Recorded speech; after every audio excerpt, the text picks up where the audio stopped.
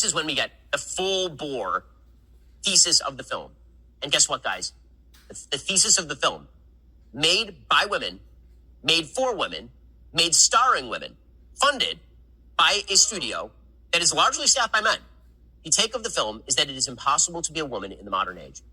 Absolutely impossible. And so we get this long speech of America Ferrera talking about how it's so difficult to be a woman.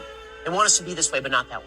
They want us to be thin, but they don't want us to say that we're thin. They want us to earn money, but they don't want us to earn money. They want us to do this, and they don't want us to do that. They want us to answer for men's bad behavior, but they don't want us to offend men. They want us to do this, and they don't want us... Oh, my God, it's so difficult to be a woman. So the same tried, truistic bullshit that they've been propagating in every new wave feminist film for the last 45 years in the United States is now essentially telescoped into this one speech from America Ferrera, including a few cutaway shots of Margot Robbie looking up adoringly at America Ferrera as she explains that it's super hard to be a woman. It's so damn difficult to be a woman. You know why? Because of the patriarchy, because of the men. Say, you know what we need to do? We need to disabuse all of these Barbies of the patriarchy. How are we going to do this? We need to allow them to live with the cognitive dissonance required to be a woman under the patriarchy. That's a line from Barbie.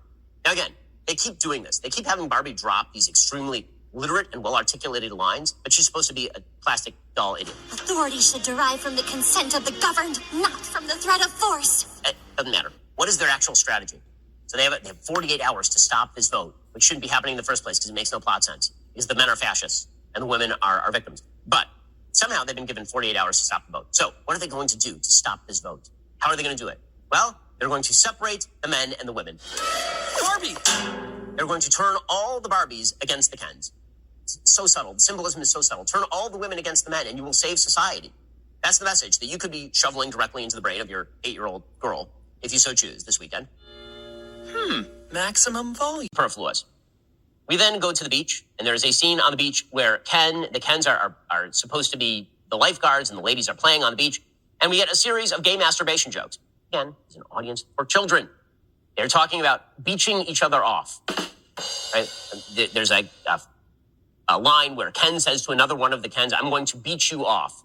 Get it? Get it? You get it? Because it's like beat you off, but beach you off. And then they repeat that no less than 4 or 5 times in the span of 45 seconds. If I wasn't severely injured, I would beat you off right now, Ken. I'll beach off with you any day, Ken. Anyone who wants to beach him off has to beach me off first. I will beach both of you off at the same time. Beach both of us off? Nobody's going to beach anyone off. And I got to tell you, and this is going to have some ramifications for Barbie the brand. I don't know why Barbie the brand would hand this property over to people who clearly hate the property. In the real world, the patriarchy rules. Men are really bad. Women need to separate off from men and hate men in order to be unblinded to the patriarchy, and then they can overthrow the patriarchy and create paradise. That is the thesis of the film.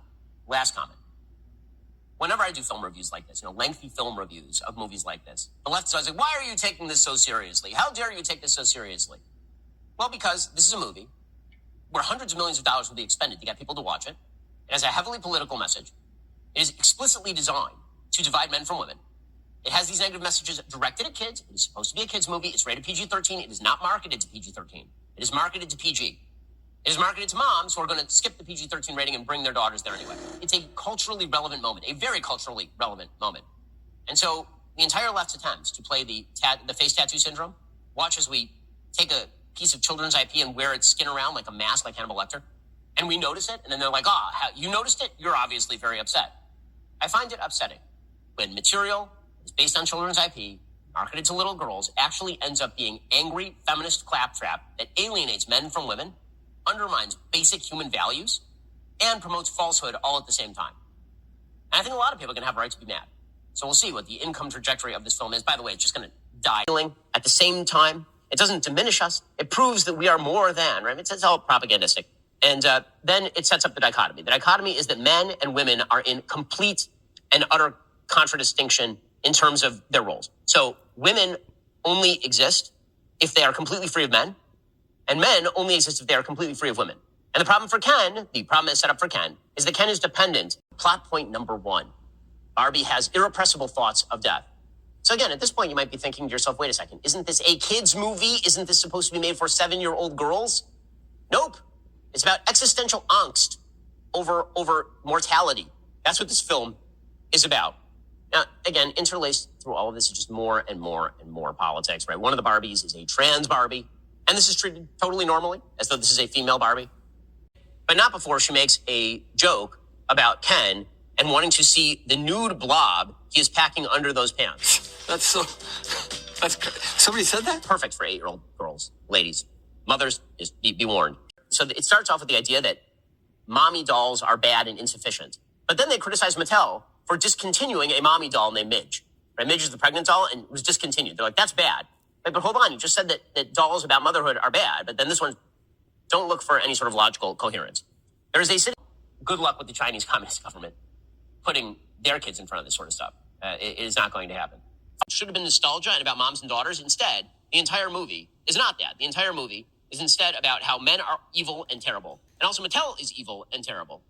And then at the very end, they shove in this little nostalgia play in the hope that they can buy back the audience at the very end of the film. And Barbie decides that she is going to be a real woman now. Now,